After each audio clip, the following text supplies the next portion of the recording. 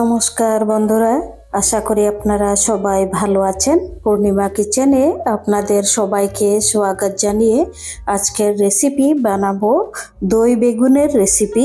তো এটি আমি কিভাবে বানাই সুস্বাদুভাবে চলুন দেখে নেবেন।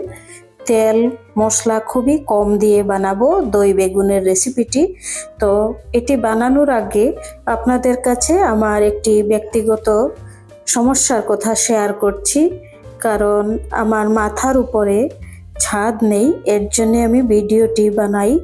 আর ভিডিওটি বানানোর আমার উদ্দেশ্য ইউটিউব থেকে যেন আমি অর্থ উপার্জন করে আমার মাথার উপরের ছাদ তৈরি করতে পারি, এর জন্যে আমি এই ভিডিওগুলো বানাই। এবং ভিডিও বানাতে খুব কষ্ট হয়, আর সত্যি একদম খুব সত্যি বলছি আপনাদেরকে, আমি ভাইরাল হওয়ার জন্য বলছি না। আমার মাথার উপরে ছাদ নেই এবং আমি খুবই আর্থিক সমস্যার মধ্যে আছি।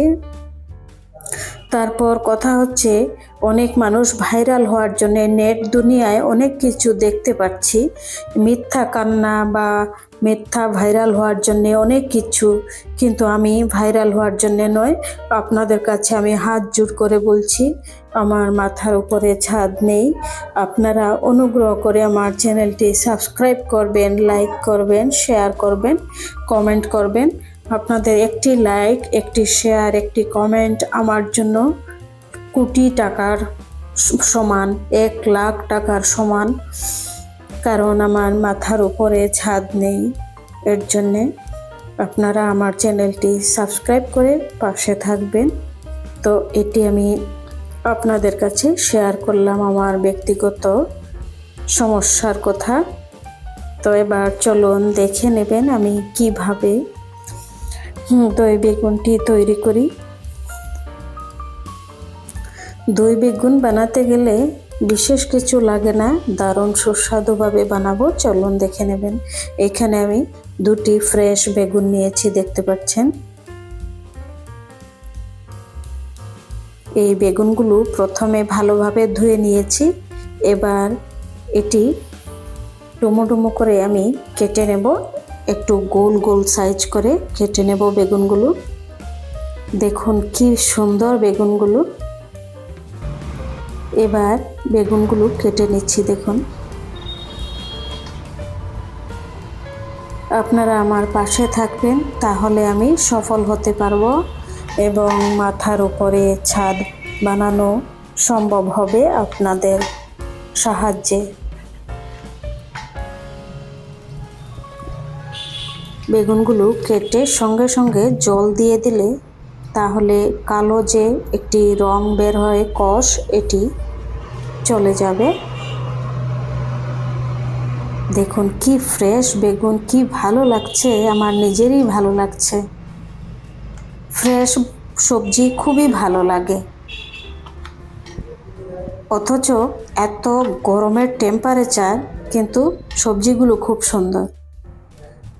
এবার দিয়ে দিচ্ছি ধুয়ে রাখা বেগুনের মধ্যে আধা চামচ হলুদগুলো ভালোভাবে মেখে নিচ্ছি।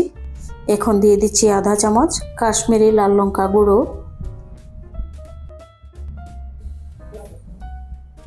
লঙ্কা গুঁড়োগুলো মেখে নিচ্ছি ভালোভাবে। এবার দিয়ে দিচ্ছি আধা চামচ লবণ,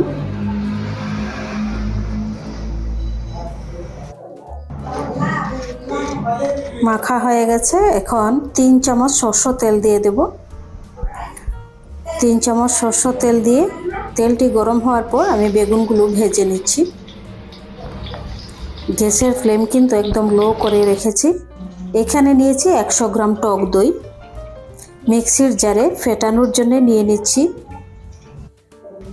এবার নিয়ে নিচ্ছি আধা চামচ নুন, আধা চামচ হলুদ, 1 চামচ ভাজা জিরে গুঁড়ো দিয়ে এটি ফেটিয়ে নেব। এইদিকে দেখুন বেগুন ভাজাও হয়ে গেছে, এখন তুলে নেব।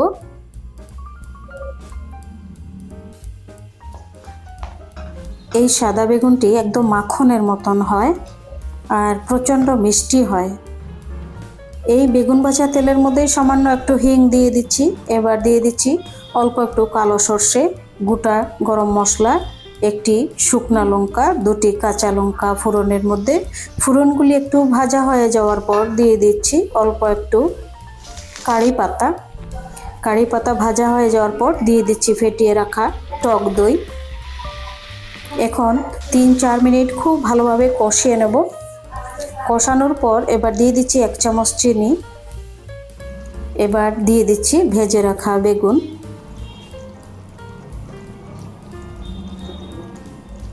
বেগুন দেওয়ার পর 3 মিনিট জাল করে নামিয়ে নেব। নামানোর আগে এখন দিয়ে দিচ্ছি আধা চামচ ঘি।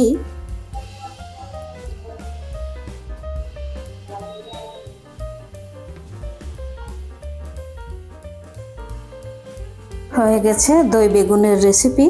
আপনাদের যদি রেসিপিটি ভালো লাগে আমাকে অবশ্যই কমেন্ট করে জানাবেন। আর নতুন নতুন রেসিপি পেতে আমার কাছে সাবস্ক্রাইব করে পাশে থাকবেন। সামান্য একটু ধনিয়া পাতা কুচি দিয়ে দিচ্ছি সুন্দরের জন্য।